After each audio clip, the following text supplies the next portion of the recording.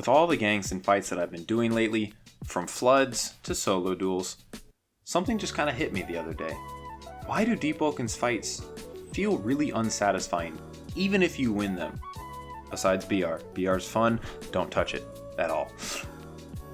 And I think I found the answer. So I want to discuss it all with you and get your thoughts. I'm going to break down why I think winning fights in Deepwoken feel about as satisfying as playing as a gacha game. They really don't. Now, to me, fights in Deepwoken in today's meta are very long and drawn out most times. Players have absurd amounts of HP, with Flame Wisp, Reinforced Spam, Con Runner to a lesser extent, and just overall Bloodlesses and all that stuff, to where I just want to remove their PC from their possession and break it in front of them. It is frustrating. However, I can't do that, so the next best thing that I have to do is try to actually win the fight. But for a lot of builds that have, like 4 or 5 different ways to get around, even if I do get them low, they can just outpace me with all of their built-in mobility, that even when I have a couple moves, I can't keep up. Even when they have an oath that's not mobility based, but they still have a ton of it, and I'm just like, well, I'm screwed, I can't do anything. It sucks. You just end up losing, the chase regardless because they can get away with it, and it's just not fun. Some big offenders of this are the Flame Leap Feint tech with Star Kindred wings that can just essentially let you fly provided you have the ether. The Static Flash Lightning Clones tech that just gives you an extra climb, so if you're high agility, you're just going up the side of the cliff anyways. And then there's other builds that just run like 3 mobility moves and you're not catching them anyways. Now, while I'm all for a build that has, stats and everything built into mobility, your trade-off then should be either you're not going to be dealing a lot of damage or you don't have a lot of health. But with Deepwoken's build system right now, with things like Shrine of Order and just overall min-maxing, you can be a jack of all trades, and hell, you can even master a few of them. It's not balanced for the proper trade-offs that I think Deepwoken should have in a build. You want to make a support build? Great, you're good at helping all your friends, you don't deal damage. That's your trade-off. Deepwoken doesn't have that right now, and that's why I think fights kind of feel unsatisfying when you go up against builds, but we're going to get into another aspect that's more important. Alright, so let's say you do the impossible. You manage to win, you manage to knock your opponent. What does that get you? It gets you some loot, some notes, maybe a bit of XP if you're a Voidwalker, but not a whole lot else. Sure, you delayed your opponent's progression or you stained their HP bar, but it really doesn't matter in the slightest, because they can just go unstained through Whirlpool, or if you actually manage to depth send them, they'll just escape within 10 minutes.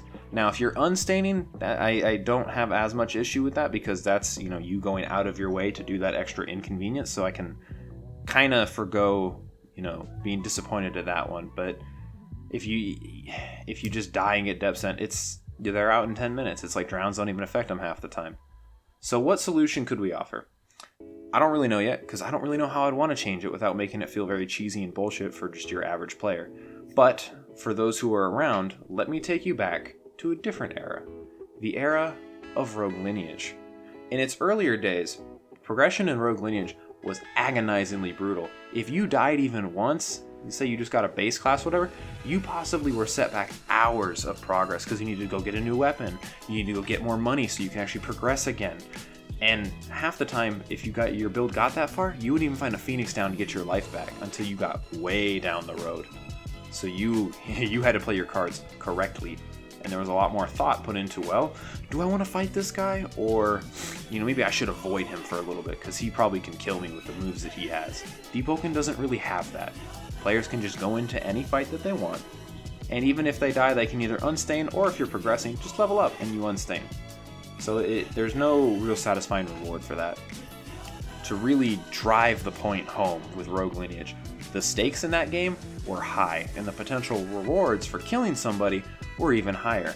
Killing an opponent meant you took their money, you set them back progress, and odds are they're going to leave you alone because you just cost them a life. Either that, or they're bringing all their friends to kill you. That's just how the game worked. Deepwoken doesn't really have that. It doesn't have the high stakes because if you kill somebody, you might depth send them, give them a drown. Other than that, probably not going to affect them that much. They'll be out in 5 minutes and you're one and done. But even if you want to, gank in the depths, there's risk there because your character can wipe. But even then, there's still little risk because if a player gets tapped once, they can immediately run into the void to layer 2 to go deep driller out. It's a free escape anyway, so I guess the risk for that's gone as well. rarely will they decide to stay and fight. It just doesn't happen. People don't want to wipe their builds, and I get that, but there's no risk to playing the game, because odds are you don't wipe on accident or unintentionally that often, so there's no risk. But back to the mindset of Rogue. Let's say you finally got your Ultra class. What was left for you to do in the game? Ganks and joining houses for ganks were the end game for a lot of Rogue Lineage players, and they felt a lot different than Deepwoken's ganks. It was hands down the biggest reason was because killing somebody in Rogue in a gank almost nearly guaranteed they wouldn't be coming back for a little while. Hell, if at all. And if they did, it was usually one or twice more in Gaia, because if they did it anymore, they'd wipe. Nobody wants to wipe, so they'd have to go find a Phoenix down or get one off their bank, or wait for cooldown or whatever it may be. So killing people in wars or ganks actually ensured a bigger path to victory, contrary to how killing somebody in Deepwoken only delays them for about 5 minutes, and wars are just essentially, okay, who wants to stay here longer, instead of, well, who killed more people and actually forced them to back off. Because that's what I hate about Deepwoken wars these days, is you can fight for literal hours in the sustain meta and running meta that we have right now, and you won't even know who won half the damn time, because you're just watching a track meet instead of playing Deepwoken.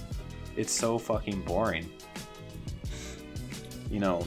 Things like boss rating, they don't really exist anymore because people can just flood. You have your high HP, but against 5 people that can swap out on you, what are you gonna do? For the most part, you're not gonna be able to do anything. So it sucks. But flooding, it's very effective because if you have more people, you simply win most of the time. I know, I do it, I have no shame because it's effective and I have friends that want to play with me. And so do many other guilds. So adapt, improvise, overcome, guys. You can do it. I believe in you.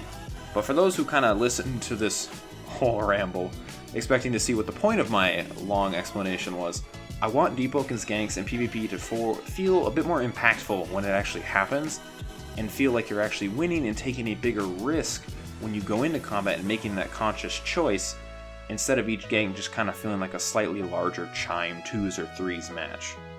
Otherwise, there's just no reason to PvP at all other than boredom. But thank you guys for listening to my very long ramble, and I'll see you guys later.